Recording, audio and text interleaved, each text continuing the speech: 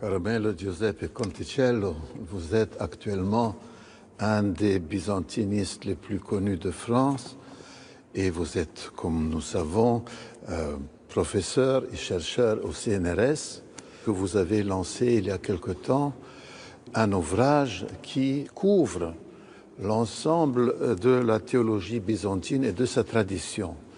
Nous savons qu'il y a eu un premier livre qui est paru, qui a eu un succès international tout à fait remarquable, qui en fait était le deuxième tome.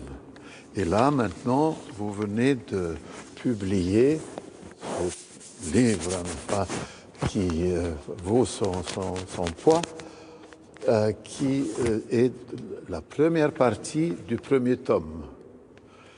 Donc, quel est ce projet que vous avez initié il y a maintenant déjà quelques années? Écoutez, déjà je voulais vous remercier pour l'invitation à votre émission. Alors je vais vous dire les raisons pour lesquelles je me suis toujours intéressé à la théologie et j'ai voulu monter un projet sur la théologie. La première raison est une raison d'ordre personnel, comme une démarche spirituelle. Ensuite, j'ajouterai que je suis né en Sicile, où Byzance a laissé des traces très profondes. Donc je peux dire que j'ai grandi dans un univers intellectuel, dans un imaginaire où la référence à ce monde était constante. Oui. Mais évidemment, moi je suis byzantiniste, et comme vous l'avez dit tout à l'heure, et historien de la théologie de formation. Et en tant que tel, j'étais frappé depuis toujours par le peu de place que la théologie occupe dans les études byzantines et dans les études sur le Moyen-Âge en général. Si vous voulez, la théologie a toujours fait, jusqu'à là, a été le parent pauvre des études byzantines. Donc, oui, c'est curieux, hein? J'ai voulu un peu rattraper les choses à ce niveau. Et je voudrais même que, sur un plan strictement théologique, je suis étonné par le constat que la religion occupe de nouveau puissamment la scène.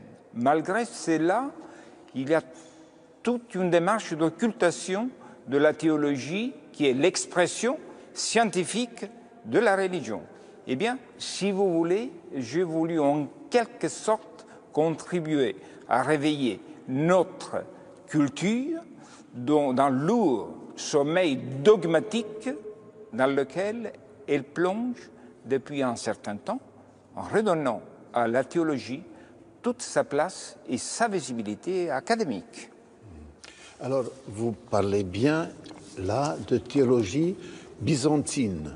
Alors, pour vous, cette qualité de byzantine, qu'est-ce qu'elle signifie? Écoutez, quand on parle de théologie byzantine, on parle d'une théologie élaborée dans le cadre de l'Empire romain d'Orient, évidemment. Mais alors, la spécificité de ce volume, c'est que la théologie est envisagée dans la longue durée. En fait, le projet commence au 5e siècle et s'achève au 19e siècle avec le dernier grand représentant de la pensée théologique byzantine et orthodoxe, qui est Nicodème l'Agérite. La raison du choix de ce plan est tout à fait simple. En fait, en Orient, dans le cadre de la théologie byzantine, il n'y a jamais eu de véritable coupure comme en Occident, parce que même la chute de Constantinople, 1453, ne marque pas une véritable rupture dans cette tradition théologique. Pas dans la pensée. Pas dans la pensée, tout à fait. Qui continue, qui se prolonge en fait dans l'orthodoxie moderne et contemporaine. Ce n'est pas tout à fait la même chose pour la pensée occidentale latine, où des phénomènes comme l'humanisme ou la réforme ont introduit des coupures importantes, nettes dans la tradition théologique. Il y a une continuité de la pensée byzantine, de la pensée orthodoxe, qui n'existe pas, disons, dans la théologie occidentale. C'est la raison pour laquelle j'ai voulu organiser le plan de l'ouvrage sur la longue durée, donc du 5e au 19e siècle. Autrement dit, nous connaissons toute la notion de l'Antiquité tardive, n'est-ce pas? Bien sûr. La fameuse spät antique, n'est-ce pas? Mais si je comprends bien, pour vous, Byzance commence à la fin ou tout de suite après l'Antiquité tardive. Bien sûr.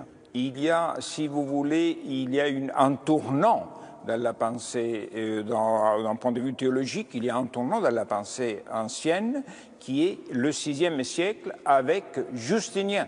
C'est la raison pour laquelle la première place est donnée à ce grand empereur. Et peu de monde d'ailleurs sait que Justinien était également un grand théologien. Eh bien, il faut le dire. Il faut le dire, absolument. Et donc, j'ai choisi dans l'organisation du plan de commencer par Justinien parce que c'est lui, avec le très célèbre concile de 553, qui pose les bases dogmatiques du néochalcédonisme dans lequel se reconnaît évidemment la théologie byzantine et orthodoxe. C'est-à-dire que nous appelons ça aussi le 5e concile œcuménique. Bien sûr, bien sûr. Qui a souvent, dans la guerre, été un peu oublié. Bien sûr, bien sûr. Et que vous avez maintenant donc remis à sa vraie place. Bien sûr. Moi, j'invite justement le lecteur à aller se plonger dans une grande contribution sur l'empereur Justinien, parce qu'ils vont découvrir un aspect, une facette différente de l'empereur, et ils vont se plonger directement dans les bases dogmatiques et théologiques de la théologie byzantine et orthodoxe. Alors, je vous prends au mot. Quel est l'apport majeur de cet empereur Justinien pour la théologie orthodoxe chrétienne? Dans la théologie orthodoxe chrétienne, l'apport majeur de Justinien, c'est d'avoir fait la part des choses avec ce qu'on appelle le monophysisme et d'avoir donné des définitions claires, définitives sur le dogme christologique. En quelques mots, si vous pouvez le résumer, parce que peut-être tout le monde ne l'a pas tout de suite en tête. Oui, que le Christ est vrai Dieu et vrai homme, parce que ça, évidemment, ça n'a pas toujours passé, comme on peut dire, comme une lettre à la poste. Il y a eu des grandes controverses au milieu desquelles, justement, Justinien se distinguait et a fait le nécessaire au niveau théologique pour clarifier la terminologie et le contenu du dogme. Et si je ne me trompe pas, c'est aussi lui qui a heureusement insisté sur le fait que, bien sûr, la personne divine du Logos existe depuis toujours. C'est elle qui a participé à la création du monde, mais que, en devenant homme, c'est la personne qui reste unique. Il y a ce mystère de ces deux natures, mais l'hypostase, la personne, reste toujours la même et unique dans ce sens. Est-ce que vous pouvez nous expliquer un peu pourquoi ceci a été si difficile à admettre pour certains? Mais c'est parce qu'on considérait qu'il y avait une dévalorisation de la nature humaine, alors que l'assomption complète de la personne humaine, ça équivaut à ce que dans la théologie byzantine et dans la théologie orthodoxe en général, on parle de la déification de la personne, c'est-à-dire une valorisation de la personne qui n'est pas coupée de ses racines divines. C'est ça. Et déification parce que la personne qui assume cette nature humaine est Dieu lui-même. Oui. Vous venez d'évoquer le grand Justinien, et nous savons que c'est sa méditation non seulement sur la personne du Christ, mais aussi il y a une réflexion sur, on pourrait dire presque les affaires de ce monde, ou plutôt la relation entre l'Église, corps du Christ, et sa vie empirique par rapport à l'État, Bien sûr. qui évidemment était à cette époque un des sujets les plus éminents, et pour les philosophes et pour tout un chacun. Justinien est à l'origine d'une théorie connue comme la théorie de la symphonie des pouvoirs, qui concerne donc le pouvoir de ce monde, comme vous dites, le pouvoir de l'empereur, et le pouvoir de l'Église, le patriarche. C'est lui qui a mis au point et qui a défendu cette idée que les deux pouvoirs collaborent ensemble, sont en symphonie, c'est-à-dire en harmonie entre eux, mais qui quand même restent séparés sur le fond. Il les distingue, n'est-ce pas? Et c'est cette distinction qui fait l'originalité de sa pensée. Alors, comment ça se présente? Ça s'est traduit par l'aigle bicéphale dans le symbolisme byzantin. Évidemment, c'est que, disons, il doit y avoir une entente fondamentale entre les deux pouvoirs, mais il n'y a pas d'interférence possible entre les deux. Ça, c'est l'idéal de Justinien. L'idéal de Justinien. Nous savons que dans l'histoire, hélas, il y a eu plus tard des crises graves, très précisément sur ce point-là, et notamment pendant la crise iconoclaste, où l'empereur iconoclaste proclamait « Je suis prêtre et empereur ». Et ça, c'était au fond quelque chose où il ne suivait plus Justinien. Bien sûr, bien sûr. Et il a fallu quand même presque un siècle pour remettre les choses en place. Mais pour vous qui êtes pas de plein pied à Byzance, on peut dire que après cette crise iconoclaste, on est quand même revenu, tant bien que mal, mais quand même à l'idéal de Justinien. Oui. En quelque sorte, il y a eu toujours un équilibre à Byzance, que par exemple on n'a jamais eu en Occident, où le pouvoir spirituel a toujours dominé sur le pouvoir temporel. À Byzance, il y a eu traditionnellement un équilibre qui a été rompu ici et là, mais reste quand même l'horizon commun de la pensée politique et théologique byzantine. Et concrètement, comment est-ce que ça se manifestait ? Concrètement, se manifestait par le fait que l'empereur demandait conseil au patriarche et le patriarche demandait conseil à l'empereur. Donc vraiment une sorte de concertation personnelle et du point de vue institutionnel. Bien sûr.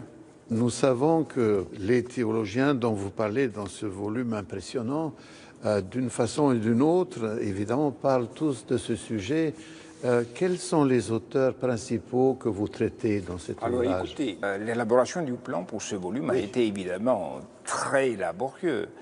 Et donc déjà, je vais insister sur le fait que ce projet présente, disons, une formule particulière.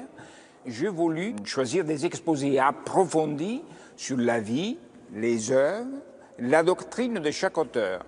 Et je commence au 5e siècle pour ce volume, et l'ouvrage va jusqu'au 7e siècle, donc avec les auteurs les plus représentatifs. Alors, Justinien, il y a ensuite Romanos le Mélode, il y a Isaac le Syrien, Jean Climac, Maxime le Confesseur, et Anastase le Sinaïte, qui est le premier théologien qui témoigne d'une rencontre avec l'islam. Et en appendice, il y a un article sur le pseudo-Macaire. Est-ce qu'on peut dire que Justinien a pu clôturer ce chapitre de la Christologie Ou est-ce qu'il faut reconnaître qu'après lui, il a encore eu des choses... Bien sûr, il y a encore eu un approfondissement au niveau dogmatique dont témoigne évidemment Maxime le Confesseur. Romanos le Mélode, évidemment, qui est le grand chantre de la théologie byzantine, a été un grand musicien, un grand compositeur. Il transpose en poésie la dogmatique de Justinien. Il est à la fois auteur, comment dirais-je, théologien, poète, théologien, et puis musicien. D'après vous, cette musique, disons, du 6e, 7e siècle dans l'Empire oriental, est-ce que, comment la caractériser par rapport, disons, à ce qui a précédé? Est-ce que c'est une musique qui est encore dans la ligne tout à fait de la musique antique, hellénistique? Comment ça se présente? Écoutez, alors, Romanos le Mélode, il est d'origine syrienne. Il fait partie un peu de ce groupe de grands théologiens qui ont transformé la théologie en poésie. Et alors, on peut rappeler quelques noms ici. Saint Jean Damascène. Jean Damascène, par exemple, ou Éphrem le Syrien, son compatriote, ou en Occident, par exemple, Ambroise de Milan, grand compositeur d'hymnes. Il a évolué à Constantinople et Romanos le Mélode a inventé un genre littéraire qui est le kontakion. Il a inventé ce genre littéraire qui est en fait un sermon rythmé en forme dialoguée avec le public. Un sermon en poésie. Un sermon en poésie et en musique, qui est un sermon en poésie et en musique. Et on pense que c'est lui avoir inventé ce genre littéraire du kontakion. Et le succès de Romanos le Mélode est absolu parce qu'il reste, disons, une référence dans l'hymnologie orthodoxe et encore maintenant, il est chanté dans la liturgie de l'Église orthodoxe. Il a composé quelque chose comme 1000 morceaux, mais il n'en reste, semble-t-il, que 90. Et il s'est beaucoup occupé de mariologie, de pneumatologie. Tous les aspects dogmatiques importants de la théologie ont été mis en musique par Romanos le Mélode. Et encore maintenant, ce sont parmi les mélodies les plus belles chantées dans la liturgie orthodoxe. À Noël, par exemple. La Vierge aujourd'hui enfante, il est connu pour cela. Oui. Donc c'est une figure à la fois très attachante aussi. Il était diacre, je pense. Il était diacre, il était moine diacre, absolument. Et il a été et donc, moine aussi. Moine, bien sûr, il était moine. Donc il était originaire de Metz, Homs, actuellement, en Syrie. Il a passé quelque temps à Beyrouth et ensuite il s'est installé définitivement à Constantinople où il a fait toute sa carrière et c'est là qu'il a composé toute son œuvre musicale et liturgique. Car c'est une musique finalisée, il ne faut pas l'oublier, à la liturgie et à la prédication. Oui, donc c'est une musique priante. C'est une musique priante, bien sûr. Ce qui, des fois, de nos jours, n'est-ce pas, n'est pas toujours respecté. Bon, on ne va pas insister là-dessus, mais heureusement que ça a existé. Peut-être on va redécouvrir des choses avec le temps. Vous savez mieux que moi qu'il y a des recherches qui se poursuivent et on peut espérer qu'on va un jour vraiment arriver à rétablir les leçons qui correspondent à ces signes. Il y a des études de musicologie byzantine qui sont très développées, évidemment, oui, oui. Et Romanos était donc moine. Alors, un autre grand moine... C'est Jean Climac, évidemment. Peut-être il faut d'abord évoquer sa vie. Oui, alors nous savons assez peu de choses sur sa vie, mais il reste quand même... C'est bien connu que c'est l'un des grandes figures du monachisme sinaïtique. Il y a deux grandes figures dans ce volume du monachisme sinaïtique, c'est Jean Climac et Anastase le Sinaïte. Oui. Il faut savoir qu'encore maintenant, le monastère du Sinaï reste en haut lieu de l'orthodoxie. Bien sûr. Donc il était d'expression grecque, il a vécu au 7e siècle, il a laissé très peu d'œuvres, mais en fait, le succès de ses œuvres est très important. Il a écrit un ouvrage que beaucoup de monde connaît, L'échelle du paradis, qui a donné aussi naissance à une iconographie très riche. En fait, c'est un guide spirituel pour le moine et pour le laïc en général, dans le cheminement de perfection. L'analyse principale de l'œuvre porte sur les passions. Il donne tous les conseils utiles pour dépasser les passions. C'est la raison pour laquelle, depuis toujours, ce texte, qui a eu en Orient un succès qui peut être considéré un peu comparable un peu à l'imitation de Jésus-Christ en Occident. Certains gens considèrent que dans ce livre de l'échelle, Jean Climac est extrêmement moderne puisqu'il est un pionnier aussi de la psychologie humaine. Bien sûr, mais bien sûr, c'est ça qui est important. Et justement, c'est la raison pour laquelle je me suis permis de conseiller aussi la lecture de ce texte, parce que c'est extrêmement utile pour l'homme contemporain qui est toujours en quête d'équilibre psychologique et spirituel, parce que justement, il analyse les problématiques humaines, les problématiques spirituelles, les problèmes psychologiques, avec une finesse qui est restée exemplaire dans toute la théologie ascétique et mystique. Un des auteurs, sans aucun doute aussi des plus marquants de ce livre, c'est évidemment Maxime le Confesseur, qui lui aussi est moine, et lui aussi, en tant que théologien, puise son inspiration dans sa propre vie spirituelle. Maxime, c'est sans doute l'un des grands théologiens byzantins. Évidemment, c'est un moine en même temps. Il est extrêmement représentatif de la théologie byzantine. Comme je disais tout à l'heure, il a contribué de façon déterminante à l'établissement du dogme christologique. Maxime est également un auteur très important qui nous fait comprendre l'actualité de la théologie byzantine. Peut-être que peu de monde sait que c'est l'un des tout premiers auteurs à avoir élaboré une pensée écologique. Ah, il faut expliquer ça. Vous savez très bien, mon père, que Maxime a élaboré toute une théologie du cosmos, du monde qui nous entoure. Oui. Ce monde étant conçu comme un espace sacré, comme la manifestation même de la vie de Dieu. Et donc il ne s'agit pas d'intervenir dans ce cosmos, sur ce monde, pour l'exploiter à sa guise, pour l'utiliser, mais il s'agit de l'aimer, de le soigner et de le respecter. C'est une des grandes intuitions, justement, de la théologie de Maxime, cette valorisation mystagogique du monde qui nous entoure. Donc il est extrêmement moderne. Il est d'une grande modernité. Il n'est pas le seul byzantin à être d'une grande modernité. On a évoqué tout à l'heure Jean Climac pour ses analyses psychologiques et spirituelles, mais également Maxime, ou par exemple un auteur qui est relativement peu connu et qui occupe une place importante dans le volume, c'est Anastase le Sinaïte, lequel est le premier témoin de la rencontre avec l'islam. Quand on tient entre les mains ce volume important, la théologie byzantine, il y a certains qui doivent se poser la question, d'accord, la théologie byzantine, c'est une théologie chrétienne, mais quelle est sa spécificité en tant que byzantine? La théologie byzantine se caractérise par rapport, par exemple, à la théologie occidentale, par une fidélité stricte, certains disent absolue, à la Bible, à la tradition des conciles et à la tradition des pères.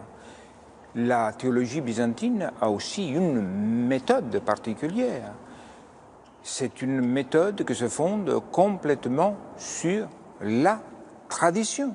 À partir d'un moment, par exemple, la théologie byzantine a rejeté de façon résolue tout recours à l'élaboration philosophique.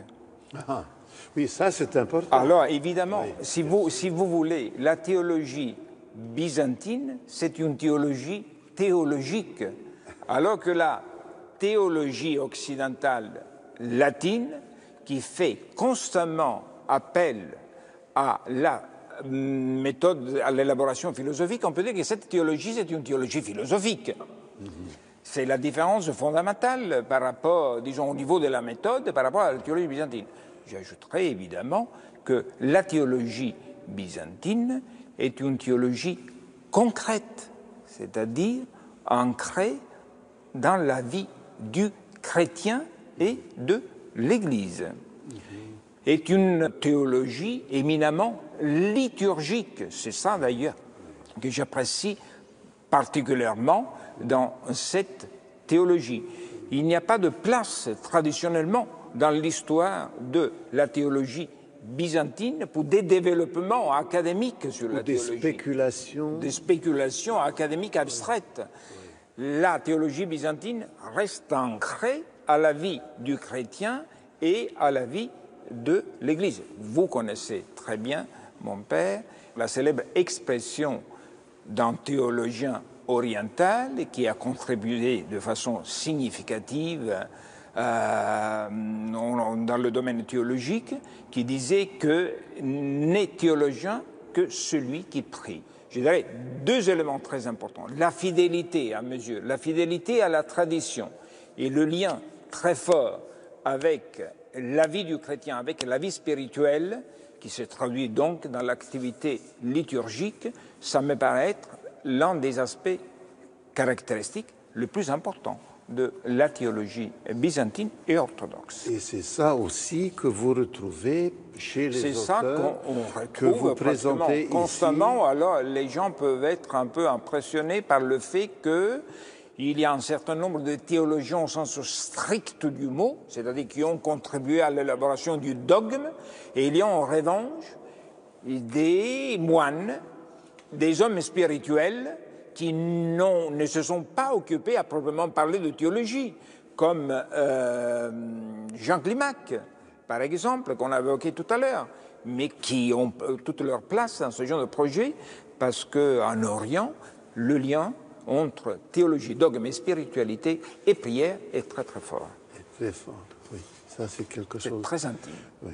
Et on peut dire, sans être prétentieux, que au fond, enfin, dans l'Église orthodoxe, même contemporaine, on essaye de maintenir cette approche.